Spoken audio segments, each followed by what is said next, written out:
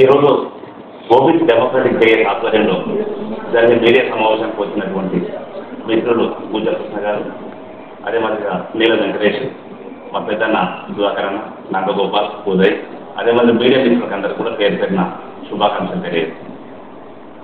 నిజానికి దేశానికి స్వాతంత్ర్యం వచ్చి సుమారు 80 సంవత్సరాలు కావస్తున్నా ఈ రోజు వరకు దేశంలో కులాల మధ్య జనాభా లెక్క సేకరించకపోవడం అనేది ప్రభుత్వాల బాధ్యత రాహిత్యంగా ఫీల్ అవుతుంది.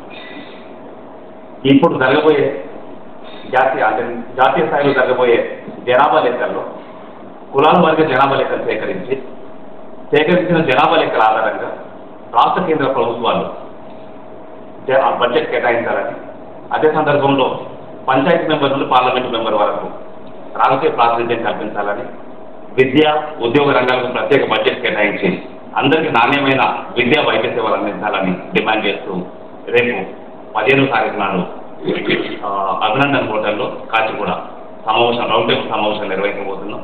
ఈ సమావేశానికి ఈ రాష్ట్రంలో ఉన్నటువంటి అన్ని పార్టీలకు సంబంధించిన నాయకులందరినీ కూడా ఇన్వైట్ చేస్తున్నాం పార్టీల వారిగా. తర్వాత బీసీ కుల సంఘాలు, బీసీ సంఘాలు, విద్యావంతులు, ఉద్యోగ సంఘాలు వీరందరినీ కూడా ఇన్వైట్ చేస్తున్నాం. అందరూ కూడా పెద్ద ఎత్తున ఈ కార్యక్రమానికి వచ్చి ఈ కార్యక్రమాన్ని విజయవంతం చేయాలని మేము అందరూ కూడా విజ్ఞప్తి చేస్తున్నాం. సందర్భం ఏంటంటే ముందే చెప్పినట్టుగా ఇప్పటి వరకు కూడా రాష్ట్ర ప్రభుత్వం కానీ కేంద్ర ప్రభుత్వం కానీ ఇక్కడ ఉన్నటువంటి మెజార్టీ ప్రజలకు ఉన్నటువంటి బీసీలకు సంబంధించి స్పందించకపోవడం, సరైన నిర్ణయాలు తీసుకోకపోవడం అనేది అందరూ కూడా ఆలోచించాల్సిన లేదా ప్రభుత్వ బాధ్యతలను గుర్తించాల్సిన సందర్భం వచ్చింది. రాష్ట్ర ప్రభుత్వమైనా కేంద్ర ప్రభుత్వమైనా రెండు కూడా బీసీలను అత్యంత నిర్లక్ష్యం చేస్తుంది. మొన్న కేంద్ర ప్రభుత్వం ప్రవేశపెట్టిన బడ్జెట్ విషయంలో సుమారుగా 50 లక్షల కోట్ల బడ్జెట్ ప్రవేశపెట్టి దేశంలో సగభాగంగా ఉన్నటువంటి బీసీల కోసం కేవలం 2500 కోట్ల బడ్జెట్ కేటాయించి ఈ దేశంలో ఉన్న బీసీలందరినీ కూడా నిర్లక్ష్యం చేసిందని చెప్పడానికి ఇంతకంటే మర్చిపోయి పోతుండదు. అదే మాదిరిగా బీసీ సంఘాల ఆధ్వర్యంలో, బీసీ సంక్షేమ సంఘం ఆధ్వర్యంలో గడిచిన కొన్ని దశాబ్దాలుగా కేంద్ర ప్రభుత్వం బీసీలకు ప్రత్యేక మంత్రిత్వ శాఖ ఏర్పాటు చేయాలని, అదే మాదిరిగా చట్టసభల్లో రిజర్వేషన్లు కల్పించాలని, ఉద్యోగ రంగంలో జనాభా దామాష ప్రకారంగా అవకాశాలు కల్పించాలని డిమాండ్ చేస్తూ అనేక పోరాటాలు చేయడం జరిగింది. పోరాటాలను విజయవంతమైనాయి. కానీ ప్రభుత్వాలు ఎప్పుడు కూడా స్పందించి మంత్రిత్వ శాఖను ఏర్పాటు చేసే విషయంలో కానీ, బడ్జెట్ కేటాయించే విషయంలో కానీ, ఉద్యోగాలు ఇచ్చే విషయంలో కానీ చాలా నిర్లక్ష్యం చేస్తూ వస్తున్నది.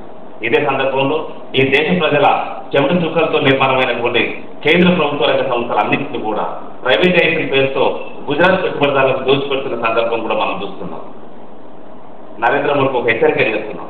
నరేంద్ర మోడీ లేదా కేంద్ర ప్రభుత్వం ఈ దేశ సంపద అనేది బీజేపీ పార్టీ సంపద కాదు, ఆర్ఎస్ఎస్ సంపద కూడా కాదు. ఇది దేశ సంపద, దేశ ప్రజల సంపద.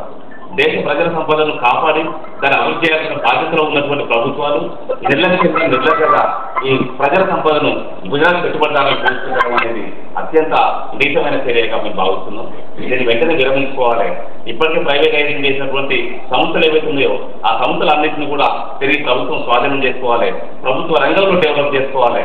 డెవలప్ అయిన ప్రభుత్వ రంగ శాఖల్లో ప్రజల భాగస్వామ్యం పెంచాలి. ఇప్పటికంటే మరింత మెరుగైన సేవలు అందించడం కోసం ప్రభుత్వం బాధ్యతాయుతంగా పనిచేయాలని డిమాండ్ చేస్తున్నాం. రాబోయే కాలంలో ఈ డిమాండ్ని పరిశీలించి వెంటనే పరిష్కరించకపోతే పెద్ద ఎత్తున జాతీయ స్థాయిలో రాజకీయ ఉద్యమాలు తీసుకుంటామని చెప్పి హెచ్చరిక చేస్తున్నాం.